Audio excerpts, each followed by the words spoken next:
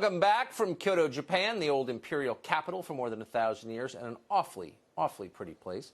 Final preparations are underway about 25 miles from here in Osaka for tomorrow's G20 summit of world leaders. The president will be there. We'll be interviewing him. Back in America, though, the 2020 election will be the first election in which children born after 9/11 will be able to vote, which is bewildering to those of us who lived through it. During last night's debate, Congressman Tim Ryan of Ohio said it's America's duty to keep fighting in Afghanistan for some reason, 18 years after we toppled the Taliban. That turned out to be a mistake. Tulsi Gabbard, the only veteran on stage, corrected him. Watch this.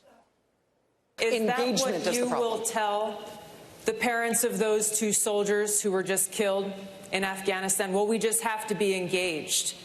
As a soldier, I will tell you that answer is unacceptable.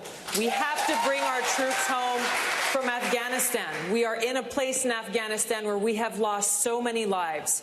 We've spent so much money, money that's coming out of every one of our pockets, money that should be going into communities here at home, meeting the needs of the people here at home. We are no better off in Afghanistan today than we were when this war began.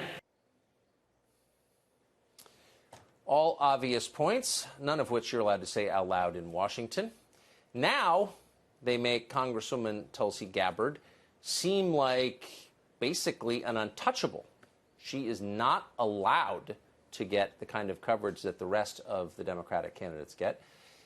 But the viewers loved it. At the debate, Gabbard's was the most searched name online. Tulsi Gabbard of Hawaii joins us tonight. Aloha, Congresswoman Gabbard. Aloha, Tucker. So I couldn't help but notice, and I'm sure you don't want to play the victim in this, but that you had, despite the fact that you won a number of online polls, you had the most Google searches, your name after the debate, you got some of the fewest minutes to speak of any of the 10 candidates on stage, and you were the only one who was essentially attacked personally by the moderators. Why do you think that was?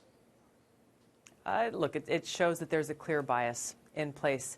I made the most of every minute that I had. Wish I had the opportunity to have more time to address these important issues. But I want to just point out something from that clip that you played that I think is really important, where we hear a lot of politicians say this same argument that, well, we've got to stay engaged in the world, otherwise we'll be isolationists, as though the only way the United States can engage with other countries is by blowing them up or strangling them with economic sanctions, by smashing them and trying to overthrow their governments. This is exactly what's wrong with this whole premise and the whole view with which too many politicians, too many leaders in this country are viewing the United States' role in the world. How about the United States be a leader in the world, work out differences and build relationships with negotiations and diplomacy and finding common interests and seeing how we can work together so that we can stop sending our men and women in uniform into harm's way, serving in missions that do not serve the interests of the American people, that make our country less safe and actually end up causing more harm and more damage to the people in the countries where we wage these wasteful regime change wars. That's the kind of change in leadership that I'm seeking to bring as president. You just mentioned sanctions. You're not questioning the ironclad bipartisan consensus in Washington that sanctions against Iran are morally righteous and can never be withdrawn, are you? I am, absolutely. I think this is one of the things that is leading us closer and closer to a war with Iran, a war that would be far more devastating than anything that we saw in the war in Iraq. I served in Iraq in 2005 in a medical unit, and this was the height of the Iraq war. There were lots of American casualties almost every day, and I was confronted with that high, terrible human cost of war. A war with Iran would make that war with Iraq look like a picnic. Escalating these crippling sanctions, withdrawing from the Iran nuclear deal, designating Iran's military as a terrorist organization, something unprecedented, and continuing to deploy more and more U.S. troops.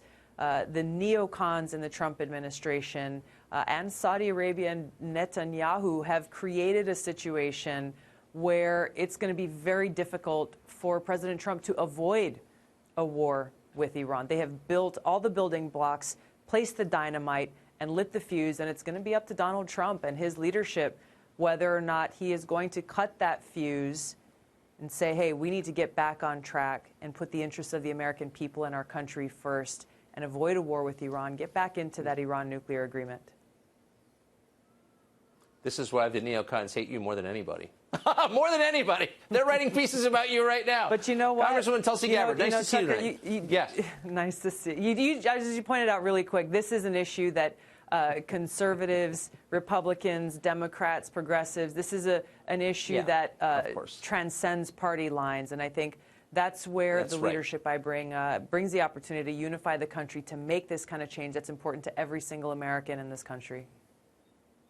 That's exactly right. There's nothing partisan in the slightest about this at all. Exactly. And that's why it's so nice to hear someone say that out loud. Congresswoman, thank you very much. Thanks, Tucker.